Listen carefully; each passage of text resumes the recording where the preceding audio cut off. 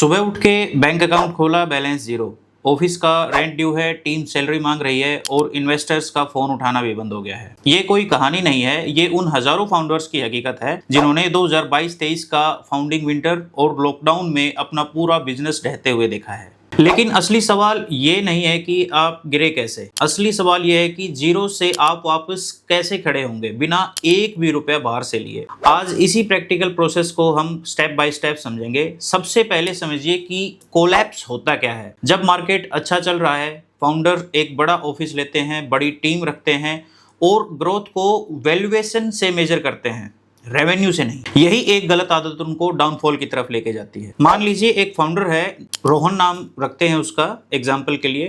रोहन की एक कंपनी है जिसका मंथली बर्न 15 लाख रुपए के आसपास है, लेकिन एक्चुअल रेवेन्यू 2 लाख रुपए ही है। जब तक फंडिंग आती रही, गैप छुपा रहा। जिस दिन फंडिंग रुकी उस दिन रियलिटी सामने आई कि कंपनी कैसे सर्वाइव करेगी। इसमें एक बहुत ही प्रैक्टिकल सी बात समझने की है।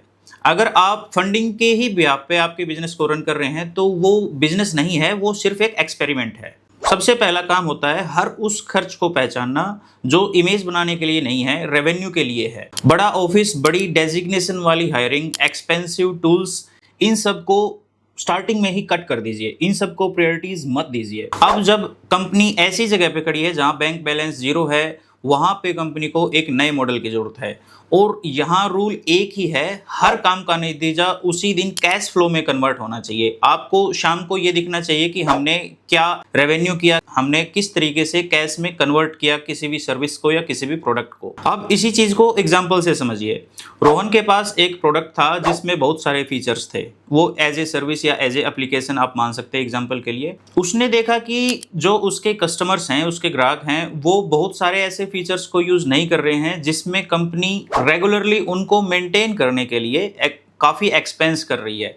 बहुत सारे ऐसे फीचर्स ऑलरेडी अवेलेबल हैं उनकी उस सर्विस या फिर एप्लीकेशन में, जिसकी वजह से रेवेन्यू के ऊपर उन फीचर्स का सीधा असर नहीं पड़ रहा था और कॉस्ट बढ़ रही थी, जैसे सर्वर्स, मेंटेनेंस और डेवलपमेंट वगैरह। तो उस समय रोहन ने क्या किया, सबसे महंगे हिस्से को हटाया वहां से। जो चीज़ें यूज़ नहीं हो रही थी, कस्टमर्स जिनको कम प्रेफर कर रहे थे, उन फीचर्स को, उन एलिमेंट्स को उसने वहां से हटाया ताकि पूरी टीम को उनके ऊपर ज़्यादा ध्यान ना देना पड़े और एक्सपेंसेस कम किए जा सके, रेवेन्यू को बढ़ाया जा सके। और जो फीचर्स ज़्यादा यूजेबल थे उस सर्विस या फिर एप्लीकेशन के अंदर, उन्होंने उनको ही प्रमोट किया और उनको सेल्स में कन्वर्ट किया। इसके बाद रोहन ने इंटरनल ऑडिट किया। उसके टीम के पास में बहुत सारा पुराना कोड, टेम्पलेट्स और डाटा पड़ा था जो उनके यूज में आ ही नहीं रहा था। तो उसने सोचा कि क्यों न ये सारी चीज़ें फेंकने के बजाय कहीं ना कहीं रेवेन्यू में यूज की जाए। उन्होंने क्या किया कि पुराने एसेट्स को सर्विस के रूप में बनाकर बेचा।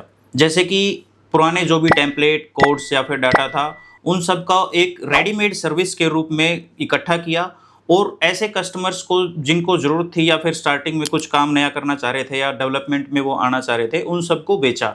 इस तरीके से उन्होंने कम एफर्ट में अच्छा रेवेन्यू स्ट्रीम बना लिया। इसमें एक बहुत अच्छी प्रैक्टिकल अप्रोच है। आपके पास ऑलरेडी जो चीज़ें रखी हुई हैं उसे नए तरीके से मोनेटाइज करना नई चीज़ें बनाने से हमेशा तेज होता है। सवाल वैल्यूएशन का नहीं, सवाल है आज शाम तक कितना कैश अकाउंट में आया, यानी आपने रेवेन्यू क्रिएट किया। अब बात आती है एग्जीक्यूशन की। जब आपके पास अकाउंट में पैसे ही नहीं है तो आप सैलरी कहाँ से देंगे। यहाँ दो चीज़ें साथ काम करती हैं। पहली, स्वेट इक्विटी, यानी सैलरी की जगह इक्विटी, ताकि जो लोग बिजनेस में विश्वास करते हैं वही टीम में रुकें। दूसरी, एआई वर्कफ्लोज। पहले जो काम 5 लोगों की टीम करती थी वही अच्छे से एआई से कराया जा सकता है, 1 या 2 लोगों की हेल्प से भी। रोहन ने अपनी कस्टमर सपोर्ट और कंटेंट की जिम्मेदारी एआई टूल्स को दे दी और सिर्फ कोर प्रोडक्ट्स पर अपनी एनर्जी लगाई। Practical approach in this is, जो भी काम आपको एक्सपेंसिव टीम के बिना ऑटोमेट करके मिल सकता है उसे तुरंत ऑटोमेट कीजिए। ये लग्जरी बिल्कुल भी नहीं है, ये सर्वाइवल है। तो अगर आज आपका बैंक बैलेंस जीरो है तो ये आपका बिजनेस का एंड नहीं है, ये बिजनेस का शटडाउन बिल्कुल भी नहीं है। ये आपके बिजनेस का सबसे ईमानदार वर्जन बनने का मौका है। 3 चीज़ें आपको आपके बिजनेस में बदलने की ज़रूरत है। पहला, हर नॉन रेवेन्यू खर्च को बंद कीजिए। दूसरा, एग्जिस्टिंग एसेट्स से पैसा निकालने का रास्ता निकालिए। और तीसरा, जर्नी को ट्रांसपेरेंसी से शेयर करना शुरू कीजिए। अगर ये वीडियो आपको प्रैक्टिकल लगा हो तो लाइक कीजिए और नीचे कमेंट में मुझे बताइए कि आपका सबसे बड़ा 0 to 1 स्ट्रगल क्या रहा है।